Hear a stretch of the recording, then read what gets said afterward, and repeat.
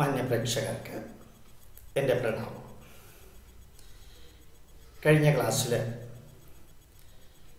നമ്മൾ പുരാണങ്ങളെക്കുറിച്ചാണ് വിലയിരുത്തിയത്, പഠിച്ചത്.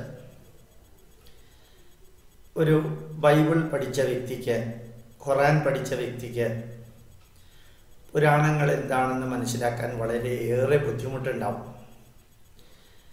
പലപ്പോഴും പുരാണങ്ങളെ അവർ വിലയിരുത്തുന്നത് ബൈബിളിൻ്റെയോ അല്ലെങ്കിൽ ഖുർആനിൻ്റെയോ അടിസ്ഥാനത്തിലായിരിക്കും.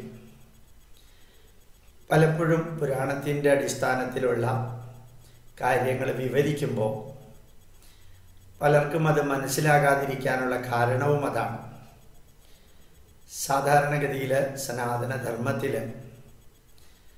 വളരെയേറെ ജീവിത സന്ദേശങ്ങൾ ജനങ്ങൾക്ക് എത്തിക്കാൻ ഏറ്റവും എളുപ്പമാർഗം,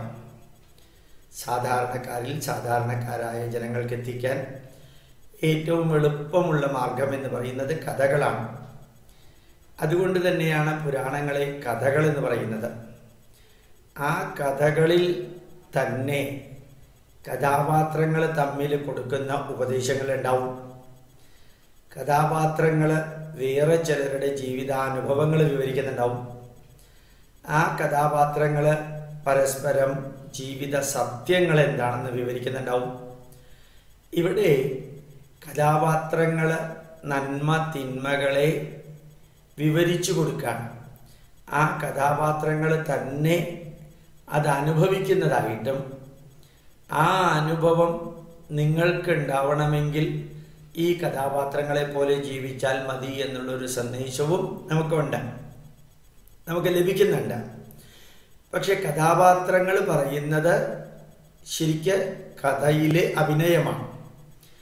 ഏതുപോലെയാണെന്ന് വെച്ച് കഴിഞ്ഞാൽ ഒരു ഡ്രാമ, അതിനേക്കാൾ എളുപ്പം സാധാരണക്കാർക്ക് മനസ്സിലാവാൻ നിങ്ങൾ ധാരാളം സിനിമകൾ കണ്ടിട്ടുണ്ടാവും.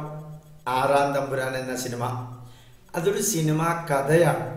അതിൽ മോഹൻലാലുണ്ട്, മഞ്ജു വാര്യരുണ്ട്, പലരും ഉണ്ട്, നരേന്ദ്രനാഥുണ്ട്, ജഗന്നാഥവർമ്മയുണ്ട്.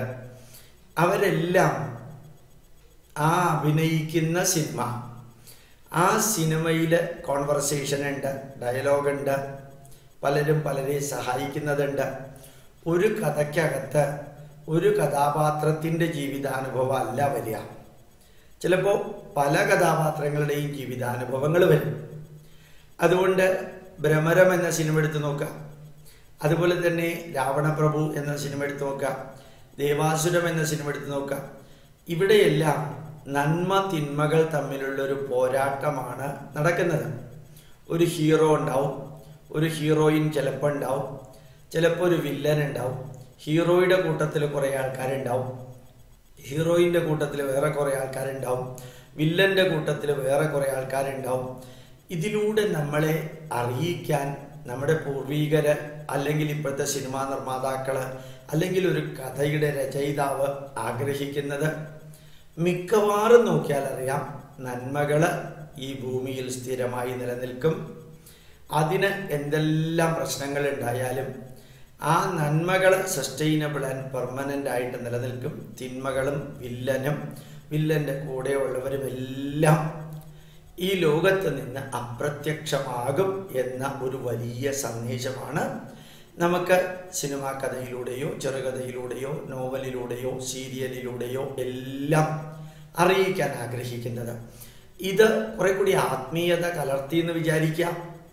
ആത്മീയത കലർത്തിയിട്ട് ഒരു വലിയ സന്ദേശമാണ് കൊടുക്കാൻ ഉദ്ദേശിക്കുന്നതെങ്കിൽ നമ്മൾ സിനിമാ കഥ തന്നെ നമുക്കറിയാം. ചിലപ്പോൾ ലവ് സ്റ്റോറി ആയിരിക്കും, ചിലപ്പോൾ ഒരു ഹിസ്റ്റോറിക്കൽ സ്റ്റോറി ആയിരിക്കും. പഴശ്ശിരാജ സിനിമയെ പോലെ, തച്ചോളി ഉദയനൻ്റെ സിനിമയെ പോലെ, അതുപോലെ തന്നെ തച്ചോളി ചന്തുവിൻ്റെ സിനിമയെ പോലെ, ഒരു വടക്കൻ വീരഗാഥ പോലെ. അതിനകത്ത് ചിലപ്പോൾ ആത്മീയത വരും, ഒരു ഉജ്ജ്വലമായിട്ടൊരു ക്ഷേത്രം വരും, ലോകനാർ കാവിലമ്മ വരും.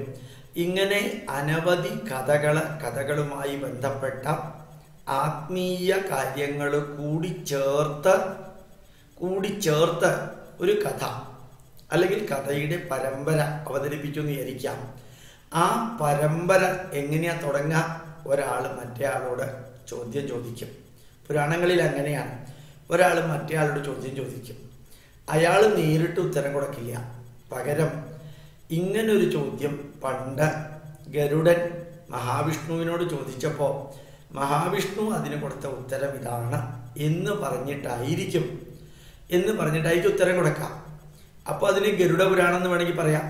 അപ്പോൾ ഗരുഡൻ മഹാവിഷ്ണുവിനോട് ചോദിച്ചു എന്ന് സൂത മഹർഷി ശൗനകാദി മഹർഷിമാർക്ക് പറഞ്ഞു കൊടുക്കാം. അല്ലെങ്കിൽ ശൗനക മഹർഷി സൂത മഹർഷിക്ക് പറഞ്ഞു കൊടുക്കാം. അല്ലെങ്കിൽ പ്രഗത്ഭനായ ഏതെങ്കിലും ഒരു പണ്ഡിതൻ വിതുരൻ മറ്റൊരാൾക്ക് പറഞ്ഞു കൊടുക്കാം. അതല്ലെങ്കിൽ കപില മഹർഷി അമ്മയ്ക്ക് പറഞ്ഞു കൊടുക്കാം. അതല്ലെങ്കിൽ ദേവഹൂതി ഭർത്താവായ വ്യക്തിക്ക് പറഞ്ഞു കൊടുക്കാം.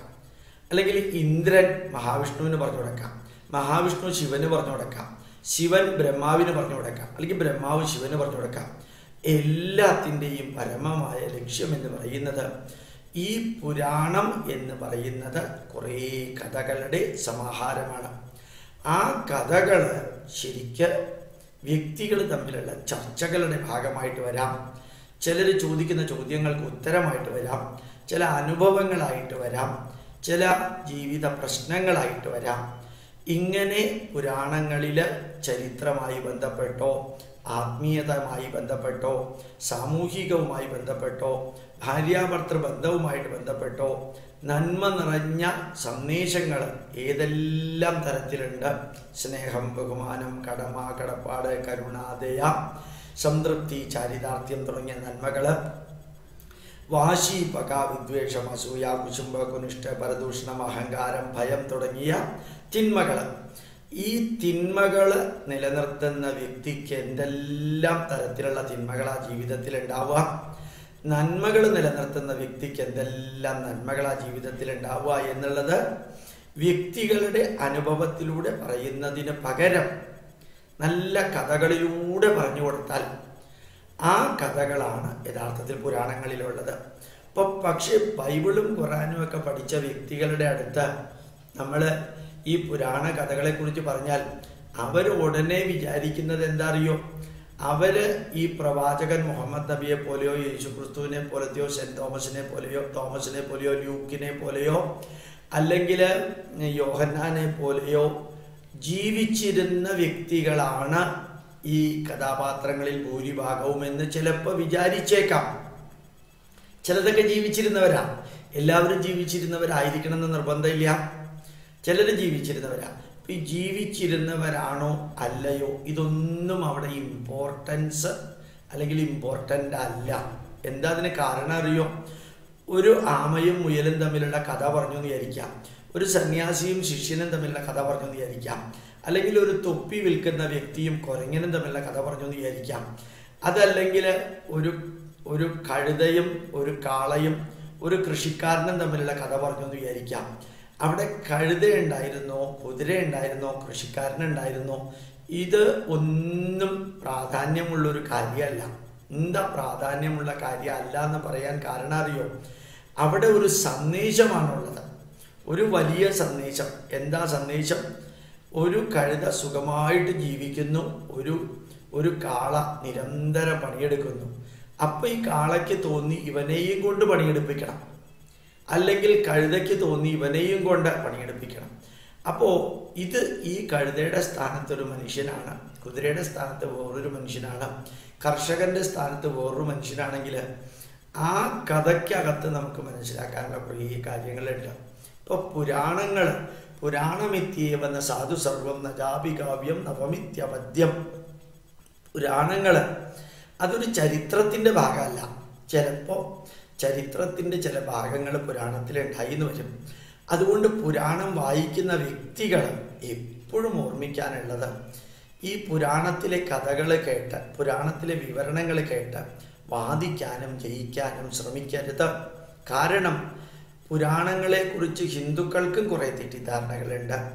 പുരാണങ്ങൾ വായിച്ച് പഠിപ്പിക്കുന്ന ഭാഗവത സപ്താഹം, അതുപോലെ തന്നെ ശിവമഹാപുരാണം, ലിംഗമഹാപുരാണം, ദേവി ഭാഗവതമൊക്കെ വായിച്ച് പഠിപ്പിക്കുന്ന വ്യക്തികളെന്ന് പറഞ്ഞാൽ ആ വിഷയത്തിൽ ഒരറിവുമില്ലാത്തവരാണ്.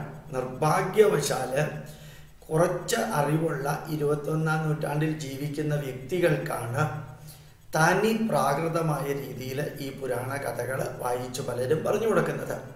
അതായത് അറിവില്ലാത്തവൻ അറിവുള്ളവർക്ക് കാര്യങ്ങൾ പറഞ്ഞു കൊടുക്കുന്ന ഒരവസ്ഥ. അതുകൊണ്ട് ഈ പുരാണ കഥകൾ വായിച്ചു പറയുന്ന വ്യക്തികൾ ദേവിയുടെ മഹാത്മ്യത്തെക്കുറിച്ചും അല്ലെങ്കിൽ ലക്ഷ്മി സരസ്വതി പാർവതിയുടെ മഹാത്മ്യത്തെക്കുറിച്ചും ഗണപതിയുടെ മഹാത്മ്യത്തെക്കുറിച്ചും സുബ്രഹ്മണ്യൻ്റെ മഹാത്മ്യത്തെക്കുറിച്ചും അതുപോലെ തന്നെ ധർമ്മശാസ്താവിൻ്റെ മഹാത്മ്യത്തെക്കുറിച്ചും എല്ലാം പറയുന്നത് കഥകളിലൂടെയാണ് അറിയിക്കുക. അതിന് പ്രയോജനം ഉണ്ടായിരുന്നു. ആ കഥകളിലൂടെ കാര്യങ്ങൾ അറിയിച്ചത് കൊണ്ടാണ് കഴിഞ്ഞ 10,000 വർഷത്തെ പാരമ്പര്യമുള്ള ഒരു സംസ്കാരം ഇന്നും നിലനിൽക്കുന്നത്. ഇന്ന് നമ്മൾ യഥാർത്ഥത്തിൽ കുറേ കൂടി സയൻറ്റിഫിക്കായിട്ടും ലോജിക്കലായിട്ടും റാഷണലായിട്ടും അനലൈസ് ചെയ്യാൻ തുടങ്ങി. അപ്പോഴാണ് അത് കഥയാണെന്ന് മനസ്സിലാക്കേണ്ടത്. പണ്ടത് കഥയാണെന്ന് മനസ്സിലാക്കിയില്ലെങ്കിലും വലിയ പ്രശ്നമില്ല. കാരണം ക്രിസ്ത്യാനികൾക്ക് ബൈബിളിലുള്ളതെല്ലാം ബ്ലൈൻഡ് ഫെയ്ത്താണ്. ചോദ്യം ചെയ്യാതെ വിശ്വസിപ്പിൻ എന്നാ പറയാം. നീ ഞാനല്ലാതെ മറ്റൊരു ദൈവത്തെ ആരാധിക്കരുതെന്ന് പറഞ്ഞാൽ അവരത് ഫോളോ ചെയ്യും. മറ്റ് മതാനുയായികൾ നിന്നെ അവരുടെ ദൈവത്തിലേക്ക് ക്ഷണിച്ചാൽ നീ അവരെ കൊല്ലണമെന്ന് പറഞ്ഞാൽ ബ്ലൈൻഡായിട്ട് അങ്ങോട്ട് ഫോളോ ചെയ്തിരുന്നൊരു കാലം ഉണ്ടായിരുന്നു. അതുപോലെ മുഹമ്മദ് നബി ഓരോ രാജ്യങ്ങളിലേക്കും കയറി തൻ്റെ മതം അവിടെ അടിച്ചേൽപ്പിച്ചത് ന്യായമാണ് എന്ന് ഖുർആൻ പറയുമ്പോൾ അവർ ബ്ലൈൻഡായിട്ട് അങ്ങോട്ട് വിശ്വസിക്കുകയാണ്. എന്താ കാരണം അറിയോ? പ്രവാചകൻ ചെയ്തതെല്ലാം ശരി, ഖുർആനിലുള്ളതെല്ലാം ശരി, മറ്റേത് ശാസ്ത്ര പുസ്തകത്തിലുള്ളതാണെങ്കിലും അത് ഖുർആനിൽ പറഞ്ഞിരിക്കുന്നതിന് വിപരീതമാണെങ്കിൽ ശാസ്ത്ര പുസ്തകമാണ് തെറ്റ്, ഖുർആൻ അല്ല തെറ്റ് എന്നാണ് മുസ്ലിങ്ങൾ പറയുക. അതുകൊണ്ട് നമ്മൾ മുസ്ലിം ഇസ്ലാമിക കാര്യങ്ങളിൽ എന്ത് ലോജിക്കൽ പറഞ്ഞാലും അവരുടെ ബ്ലൈൻഡ് ഫെയ്ത്ത് ഇതിനൊന്നിനും ചെവി കൊടുക്കില്ല. അവർ കുറേ കാലം മുമ്പ് വരെ ക്രിസ്ത്യാനികളും അങ്ങനെ തന്നെയായിരുന്നു. ഞാൻ കഴിഞ്ഞ ക്ലാസ്സിൽ പറയുകയുണ്ടായി. അവരുടെ അശേര വിഗ്രഹങ്ങൾ തകർക്കുക, അവരുടെ പൂജാഗിരികൾ തകർക്കുക, അവരുടെ ക്ഷേത്രങ്ങൾ തകർക്കുക, അവനെ കൊല്ലാൻ നിന്റെ കൈ ഉയരണം. ഇതാണ് സെയിൻറ്റ് ഫ്രാൻസിസ് സേവിയർ ചെയ്തത്. മറ്റു മതാനുയായികളെ കൊല്ലണമെന്ന് യഹോവ പറഞ്ഞിരിക്കുന്നത് പദാനുപദം പകർത്തിയതാണ് ഇന്ന് ക്രിസ്ത്യാനിറ്റിയുടെ പല പുണ്യവാളന്മാരുടെയും പുണ്യകർമ്മം എന്ന് പറയുന്നത്. പക്ഷേ ഹിന്ദു ധർമ്മത്തിലെ പുരാണം എന്ന് പറയുന്നത് ചിലപ്പോൾ അധർമ്മം ചെയ്തവനെ വധിച്ചിട്ടുണ്ടാവാം, പക്ഷെ അത് തൻ്റെ മതം പ്രചരിപ്പിക്കാൻ വേണ്ടിയിട്ടല്ല. ഒരാളെന്നോട് ചോദിക്കേണ്ടായി, ശ്രീകൃഷ്ണൻ ഭഗവത്ഗീതയിൽ അർജുനനോട് കൊല്ലാനല്ലേ പറഞ്ഞത്? വളരെ നല്ല രീതിയിലൊരു ചോദ്യമാണത്. പക്ഷേ ഇത് പുരാണ കഥയുമായിട്ട് ബന്ധമില്ല. ഞാൻ വേറൊരു കാര്യം പറയാൻ വേണ്ടി ഇത് പറഞ്ഞത് മാത്രമേ ഉള്ളൂ. ഇവിടെ നോക്കുക, ശ്രീകൃഷ്ണൻ പാണ്ഡവരുടെ ദൂതനായിട്ട് കൗരവരുടെ അടുത്ത് എന്ന് പറഞ്ഞു 6 ഗ്രാമങ്ങൾ പാണ്ഡവർക്ക് കൊടുക്കണം. അതവർ കൊടുത്തില്ല. അവർക്ക് അവകാശപ്പെട്ട രാഷ്ട്രമാണ്, അത് കൊടുത്തില്ല. അതൊന്നും കുഴപ്പമില്ല. പക്ഷേ ഈ ഹസ്തിനപുരത്തിൽ അനീതിയും അധർമ്മവും സ്വജനപക്ഷപാതവും വാശിയും പകയും വിദ്വേഷവും അധർമ്മവും നിരന്തരം നടമാടുമ്പോൾ അതിനെതിരെ പ്രവർത്തിക്കേണ്ടത് ധർമ്മം ചെയ്യുന്നവരുടെ ഉത്തരവാദിത്വമാണ്. ഇപ്പം നിങ്ങൾ ആലോചിച്ച് നോക്കാം, പാകിസ്ഥാനിലെ മുസ്ലിങ്ങൾ ഭാരതത്തിലേക്ക് അക്രമത്തിൽ അടിച്ച് കയറി എന്ന് വിചാരിക്കാം. ചിലപ്പോൾ ഇന്ത്യയുടെ ഭാഗത്തുള്ളതൊരു മുസ്ലിം പട്ടാളക്കാരനായിരിക്കും. ആ മുസ്ലിം പട്ടാളക്കാരനായിരിക്കും പാകിസ്ഥാനിലെ മുസ്ലിം പട്ടാളക്കാരനെ വെടിവെച്ച് കൊല്ലുന്നത്. നിങ്ങൾ ഒരേ രാജ്യത്തിലെ ആൾക്കാരായിരുന്നില്ലേ പണ്ട്? പാകിസ്ഥാൻ ഭാരതത്തിൻ്റെ ഭാഗമായിരുന്നില്ലേ? പിന്നെ എന്തിനാ നിങ്ങൾ അവിടെ കൊല്ലുന്നതെന്ന് ചോദിച്ചതിന് എന്താ ഉത്തരം? എത്ര ബന്ധുവാണെങ്കിലും, എത്ര വേണ്ടപ്പെട്ടവനാണെങ്കിലും, എത്ര നല്ലവനാണെങ്കിലും ശത്രുപക്ഷത്ത് നിന്ന് സ്വന്തം രാഷ്ട്രത്തെ, സ്വന്തം സമൂഹത്തെ, സ്വന്തം കുടുംബത്തെ നശിപ്പിക്കാനായിട്ട് കച്ചകെട്ടി ഒരാൾ ഇറങ്ങിയാൽ അയാളെ പിന്തിരിപ്പിക്കാൻ പറ്റിയില്ല എങ്കിൽ പിന്നെ അയാളെ നശിപ്പിക്കാതെ സ്വന്തം രാഷ്ട്രത്തെ രക്ഷിക്കാൻ സാധിക്കില്ല. അതുകൊണ്ട് ശ്രീകൃഷ്ണൻ തൻ്റെ മതം പ്രചരിപ്പിക്കാൻ വേണ്ടിയല്ല യുദ്ധം ചെയ്യാൻ പറഞ്ഞത്. അതേ സമയത്ത് യഹോവ യുദ്ധം ചെയ്യാൻ പറഞ്ഞത് മുഴുവനും തന്നെ സ്വീകരിക്കാത്ത, തൻ്റെ നിർദ്ദേശങ്ങൾ അംഗീകരിക്കാത്ത, തന്നെ പുച്ഛിച്ച, തൻ്റെ കൂട്ടത്തിൽ നിൽക്കാത്ത, തൻ്റെ സന്ദേശങ്ങൾ പ്രചരിപ്പിക്കാത്തവരെ ആട്ടിമുടി നശിപ്പിക്കണം എന്നാണ് പറഞ്ഞിരിക്കുന്നത്. ഇതാണ് സെമറ്റിക് മതങ്ങളുടെയും സനാതനധർമ്മത്തിൻ്റെയും വ്യത്യാസം. സനാതനധർമ്മം എവിടെയെങ്കിലും യുദ്ധം ചെയ്തിട്ടുണ്ടെങ്കിൽ ദേവന്മാരും അസുരന്മാരും തമ്മിലുള്ള യുദ്ധം എന്ന് പറയുന്നതെല്ലാം നന്മ തിന്മകളുമായിട്ടുള്ള യുദ്ധമാണ്. നന്മ തിന്മകളുമായിട്ടുള്ള യുദ്ധമാണ്. അപ്പം നന്മ തിന്മകളുമായിട്ടുള്ള യുദ്ധമാണെന്ന് ഞാൻ പറയുന്നത് അതിനെ ന്യായീകരിക്കാനല്ല. നിങ്ങൾ നോക്കുക, ദേവാസുര യുദ്ധം, ആ യുദ്ധമാണ് എല്ലായിടത്തും നടക്കുന്നത്. നമ്മുടെ മനസ്സിലും അതല്ലേ നടക്കുന്നത്. നമ്മളുടെ മനസ്സിൽ തിന്മകൾ വരുമ്പോൾ നമ്മളുടെ മനസ്സ് നന്മകളെക്കുറിച്ച് ചിന്തിക്കും. ആ നന്മയും തിന്മയും തമ്മിലുള്ള യുദ്ധമാണ് നമ്മുടെ മനസ്സിൽ. നമ്മുടെ വീട്ടിൽ നടക്കുന്നത് നോക്കാം. സ്വാർത്ഥമതിയായ ഒരു വ്യക്തിയുണ്ട്, സ്വാർത്ഥതയില്ലാത്ത മറ്റൊരു വ്യക്തിയുണ്ട്. ഇവർ തമ്മിലായിരിക്കും എപ്പോഴും യുദ്ധം ഉണ്ടാവുക. ബാലിയും സുഗ്രീവനും തമ്മിലുള്ള യുദ്ധം അതേപോലെയല്ലേ. അപ്പോൾ യഥാർത്ഥത്തിൽ ദേവാസുര യുദ്ധം എന്ന വാക്കിന് ദേവന്മാര് എന്ന് പറയുന്ന മനുഷ്യരെ പോലെയുള്ള വ്യക്തികൾ ദേവന്മാരായിട്ടില്ല. മനുഷ്യനിലുള്ള നന്മ നിറഞ്ഞ ഗുണങ്ങളാണ് ദൈവിക ഗുണങ്ങളായിട്ട് എടുക്കുക. മനുഷ്യനിലുള്ള തിന്മ നിറഞ്ഞ ദോഷങ്ങളാണ് ആസുരിക ദോഷങ്ങളായിട്ട് എടുക്കുക. ഇവർ തമ്മിലുള്ള യുദ്ധമാണ് ലോകത്തിൽ എപ്പോഴും എല്ലായിടത്തും നടക്കാറുള്ളത്. നിങ്ങൾ നോക്കിയാൽ മനസ്സിലാക്കാൻ സാധിക്കും. എപ്പോഴും അങ്ങനെ നന്മ തിന്മകൾ തമ്മിലുള്ള ഒരു യുദ്ധം, അതിനെയാണ് ദൈവാസുര യുദ്ധം എന്ന് പറയുന്നത്. ഇനി ചിലപ്പോൾ കഥകളിലൂടെ ബ്രഹ്മാവും വിഷ്ണുവും തമ്മിൽ യുദ്ധം ചെയ്തു എന്ന് പറഞ്ഞിട്ടുണ്ടാവും. ആലോചിക്കുക, ബ്രഹ്മാവ് എന്ന് പറഞ്ഞ ഒരു മനുഷ്യനല്ല, വിഷ്ണു എന്ന് പറയുന്ന ഒരു മനുഷ്യനല്ല. ബ്രഹ്മാവ് എന്ന് പറയുന്ന സൃഷ്ടികർത്താവ്, ഈ പ്രകൃതിയിലെ പ്രപഞ്ചത്തിലെ സൃഷ്ടിക്ക് ആധാരമായ ഒരു ശക്തിയെയാണ് നമ്മൾ ബ്രഹ്മാവ് എന്ന വാക്കുകൊണ്ട് ഉദ്ദേശിക്കുന്നത്. നിലനിൽപ്പിന് ആധാരമായ ഒരു ശക്തിയെയാണ് നമ്മൾ വിഷ്ണു എന്ന വാക്കുകൊണ്ട് ഉദ്ദേശിക്കുന്നത്. അപ്പോൾ ബ്രഹ്മാവും വിഷ്ണുവും തമ്മിൽ യുദ്ധം ഉണ്ടായിരുന്ന ഒരു പുരാണത്തിൽ പറഞ്ഞാൽ ശരിക്കും ഒരു ക്രിസ്ത്യാനിക്ക് മുസ്ലിമിന് അത് മനസ്സിലാക്കാനേ സാധിക്കില്ല. അവർ പറയും നിങ്ങളുടെ ദേവന്മാർ തമ്മിൽ യുദ്ധം ചെയ്യുന്ന പാർട്ടീസ് അല്ലേ എന്ന് പറയും. ഇവിടെ യുദ്ധം ആര് തമ്മിലാണ് ഉണ്ടായത്? സൃഷ്ടി എന്ന ആ പ്രക്രിയ, നിലനിൽപ്പ് എന്ന പ്രക്രിയ, ആ പ്രക്രിയ എന്നും ഇംഗ്ലീഷിൽ നോക്കിയാൽ മനസ്സിലാക്കാം, സർവൈവൽ ഓഫ് ദ ഫിറ്റസ്റ്റ്. അതായത് ഒരെണ്ണം ഭൂമിയിൽ ജനിച്ചാൽ അത് നിലനിൽക്കാൻ വേണ്ടി ചെയ്യുന്ന പ്രവൃത്തിയുടെ പരിണത ഫലമാണ് ഫിറ്റസ്റ്റ് ആയിട്ടുള്ളത് നിലനിൽക്കും, ഫിറ്റസ്റ്റ് അല്ലാത്തത് നശിച്ചു പോകും. അപ്പോൾ സൃഷ്ടിയും അതുപോലെ തന്നെ സ്ഥിതിക്ക് ആധാരമായ പ്രകൃതിയിലെ ശക്തികൾ, സൃഷ്ടിക്ക് ആധാരമായ പ്രകൃതിയിലെ ശക്തികളും സ്ഥിതിക്ക് നിലനിൽപ്പിന് ആധാരമായ പ്രകൃതിയിലെ ശക്തികളും എന്നും യുദ്ധമാണ്. നിങ്ങൾ നോക്കിക്കോളാം, ഒരു പൂച്ചയ്ക്ക് 2 or 3 കുഞ്ഞുങ്ങൾ ഉണ്ടായി വിചാരിക്കാം. കുറേ കാലം കഴിഞ്ഞ് നിങ്ങൾ നോക്കിയാൽ ആ പ്രദേശത്ത് 2 or 3 പൂച്ചയെ ഉണ്ടാവുള്ളൂ. അപ്പോഴും എന്താ കാരണം? 100 കണക്കിന് ഡസൻ കണക്കിന് പൂച്ചക്കുട്ടികൾ ഓരോ 6 മാസവും 7 മാസവും കൂടുമ്പോൾ ഒരു പൂച്ചയ്ക്ക് ഉണ്ടാവുമെങ്കിലും അത് ജനിക്കുന്നത് നല്ല ആരോഗ്യത്തോടു കൂടിയായിരിക്കും. പക്ഷെ നിലനിൽക്കില്ല. കുറേ കഴിയുമ്പോൾ അത് ചത്തുപോകും അല്ലെങ്കിൽ നശിച്ചു പോവും. അപ്പോൾ സൃഷ്ടിയുടെ പ്രക്രിയയും സൃഷ്ടിയുടെ പ്രോസസ്സും നിലനിൽപ്പിൻ്റെ പ്രോസസ്സും തമ്മിലുള്ള യുദ്ധത്തിൽ ആരാണോ ജയിക്കുന്നത്, സൃഷ്ടിയുടെ ചൈതന്യമാണ് ജയിക്കുന്നതെങ്കിൽ ആ പൂച്ചക്കുട്ടി നിലനിൽക്കും. സ്ഥിതിയുടെ ശക്തിയാണ് ജയിക്കുന്നതെങ്കിൽ ജനിച്ച സാധനം നിലനിൽക്കും. സൃഷ്ടി മാത്രമാണെങ്കിൽ സൃഷ്ടിച്ചു കഴിഞ്ഞ് കുറച്ച് കഴിയുമ്പോൾ അത് ചത്തുപോയിന്ന് വരും. ഇനി സ്ഥിതിയുടെയും സംഹാരത്തിൻ്റെയും 2 പ്രകൃതി ശക്തികളാണ് തമ്മിൽ യുദ്ധമെങ്കിൽ എന്താ നമ്മൾ മനസ്സിലാക്കേണ്ടത്? ചിലപ്പോൾ ശിവനായിരിക്കും ജയിക്കുക. അപ്പോൾ സംഹാരശക്തി ജയിച്ചാൽ വളരെ പെട്ടെന്നൊരു പക്ഷേ നിലനിൽപ്പിനേക്കാൾ ഫാസ്റ്ററായിട്ട് സംഹാരശക്തിക്കാണ് പവർഫുള്ളെങ്കിൽ ഈ വ്യക്തി കുറേ കാലം നിലനിൽക്കില്ല, ആ വ്യക്തി പെട്ടെന്ന് നശിച്ചു പോകും. അപ്പോൾ നശിക്കുന്ന ഫോഴ്സും നിലനിൽക്കുന്ന ഫോഴ്സും തമ്മിലുള്ള യുദ്ധത്തിനെയാണ് മഹാവിഷ്ണുവും ശിവനും തമ്മിലുള്ള യുദ്ധം എന്ന വാക്കുകൊണ്ട് നമ്മൾ ഉദ്ദേശിക്കുന്നത്. അല്ലാതെ അവർ തമ്മിൽ യുദ്ധം ചെയ്യാൻ അവർ മനുഷ്യരുമല്ല, യോദ്ധാക്കളുമല്ല, ഒന്നുമല്ല.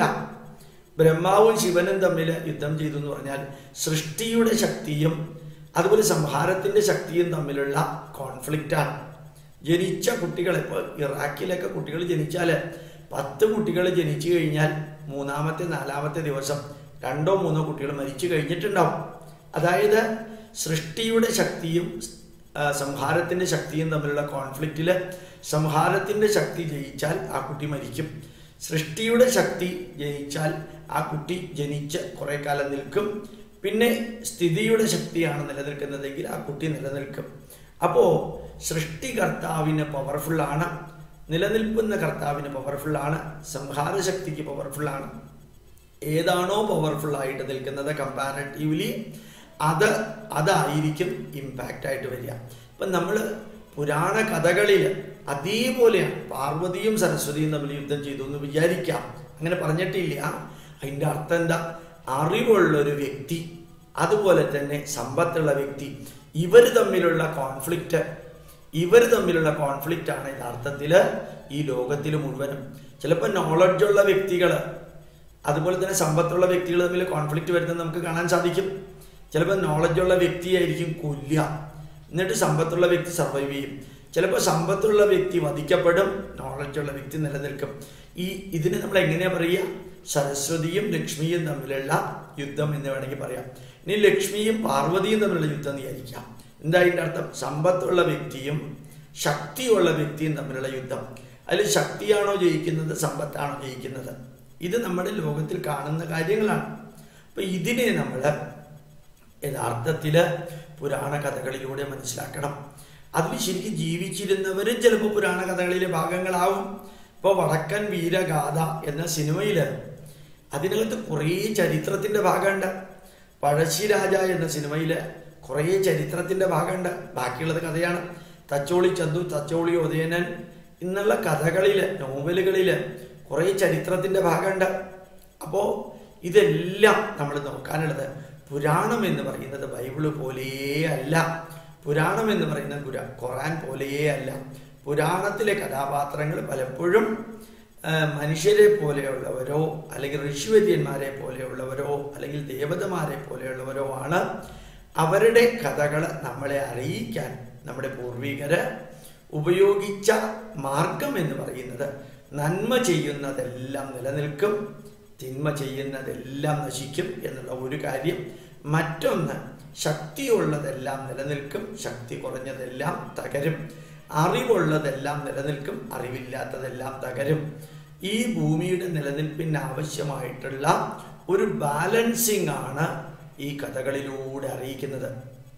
ദേവാസുരന്മാര് ഇല്ലാത്ത ഒരു പുരാണവും ഇല്ല. അപ്പൊ ദേവാസുരന്മാർ തമ്മിലുള്ള യുദ്ധം എന്ന വാക്കിന്റെ അർത്ഥം തന്നെ നന്മ തിന്മകൾ തമ്മിലുള്ള യുദ്ധമാണ്. അത് കഴിഞ്ഞിട്ട് ശരിക്ക് എപ്പോഴും ദേവന്മാരാ പരാജയപ്പെടുക, അസുരന്മാരാ ജയിക്കുക. എന്താ ഇതിൻ്റെ അർത്ഥം? മസിൽ പവറാണ് എപ്പോഴും ജയിക്കുക, മറ്റ് ഡിവിനിറ്റി പവർ എപ്പോഴും തോൽക്കും. ആ സമയത്താണ് ഈ മസിൽ പവറിനേക്കാൾ ശ്രേഷ്ഠമായ അവതാരങ്ങൾ ഉണ്ടാവുന്നത്. അപ്പം അവതാരങ്ങൾ ഉണ്ടാവുന്നത് കൊണ്ട് എന്താ ഉദ്ദേശം? യഥാർത്ഥത്തിൽ നമ്മുടെ ഇന്ത്യയിൽ തന്നെ ആലോചിച്ച് നോക്കാം. ഈ ബ്രിട്ടീഷുകാരെ മോചിപ്പിക്കാൻ മഹാത്മാഗാന്ധി വന്നു. മഹാത്മാഗാന്ധിയെക്കുറിച്ച് അരുന്ധതി റോയും കഡ്ജുവും എന്തെല്ലാം പറഞ്ഞാലും മഹാത്മാഗാന്ധി ഭാരതത്തിൻ്റെ സ്വാതന്ത്ര്യത്തിന് ഒത്തിരി ശക്തമായ നേതൃത്വം നൽകിയ ആളാണ്.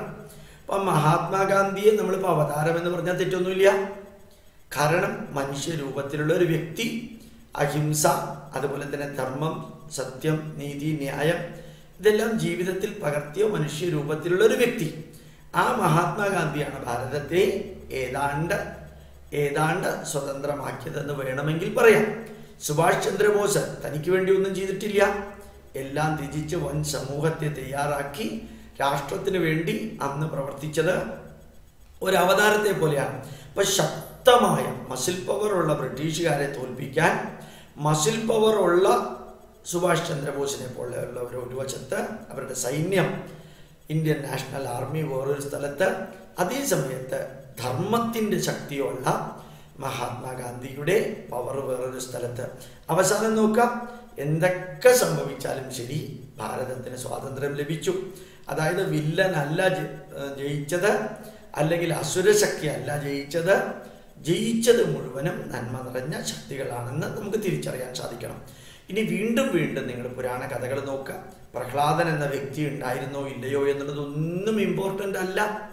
ഒന്ന് ഇമ്പോർട്ടൻ്റ്, പ്രഹ്ലാദൻ നന്മ തന്നെ ചെയ്തപ്പോൾ പ്രഹ്ലാദനെ സ്വന്തം അച്ഛനായ ഹിരണ്യകശിപുവിൽ നിന്ന് സംരക്ഷിക്കാൻ പ്രകൃതി തന്നെ പ്രകൃതിയുടെ മെത്തേഡുകൾ സ്വീകരിച്ചു. അതാണ് അതിൻ്റെ അർത്ഥം.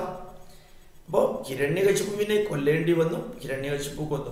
യഥാർത്ഥത്തിൽ ഹിരണ്യകശിപുവിനെ കൊന്നതും സദ്ദാം ഹുസൈനെ കൊന്നതും അതുപോലെ തന്നെ ഒസാമ ബിൻ ലാദനെ കൊന്നതും ഗദ്ദാഫിയെ കൊന്നതും പോൾപോട്ടിനെ കൊന്നതും വീരപ്പനെ കൊന്നതും എല്ലാം ആലോചിച്ച് നോക്കാം. ഈ മനുഷ്യർ തന്നെയാണ് മറ്റേ മനുഷ്യരെ കൊന്നത്. എന്താ ഇതിൻ്റെ അർത്ഥം? അധർമ്മം പരിധിക്കപ്പുറം കടക്കുമ്പോൾ ധർമ്മബോധമുള്ളവര് അധർമ്മത്തെ നശിപ്പിക്കാൻ വേണ്ടി ശ്രമിക്കുന്നതാണ് പുരാണത്തിലെ എല്ലാ കഥകളും. അത് ജ്യേഷ്ഠാനുജന്മാർ തമ്മിലുള്ളതായിരിക്കാം, അല്ലെങ്കിൽ അച്ഛനും മകനും തമ്മിലുള്ളതായിരിക്കാം, അല്ലെങ്കിൽ ഋഷിവര്യന്മാർ തമ്മിലായിരിക്കാം, അല്ലെങ്കിൽ മനുഷ്യരും ഋഷിവര്യന്മാരും ആവാം, അല്ലെങ്കിൽ പ്രകൃതിയുടെ ശക്തികൾ തമ്മിലാവാം. എല്ലാത്തിലും നന്മകൾ നിലനിൽക്കുകയും തിന്മകൾ പെരിഷ് ചെയ്യുകയും ചെയ്യുന്നതാണ് പുരാണത്തിലെ കഥകൾ. അത് കഥകളാണ്, അന്ധമായിട്ട് വിശ്വസിക്കരുത്, ചോദ്യം ചെയ്യാതെ വിശ്വസിക്കരുത്. 3 ഇംഗ്ലീഷ് വാക്ക്.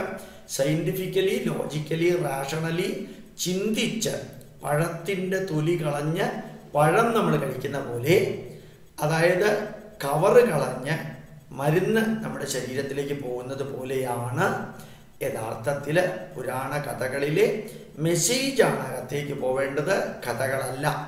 കഥകൾ മെസ്സേജ് കൺവേ ചെയ്യാനുള്ള കവറ് മാത്രമാണ്, അത് പഴത്തിൻ്റെ തൊലി മാത്രമാണ്.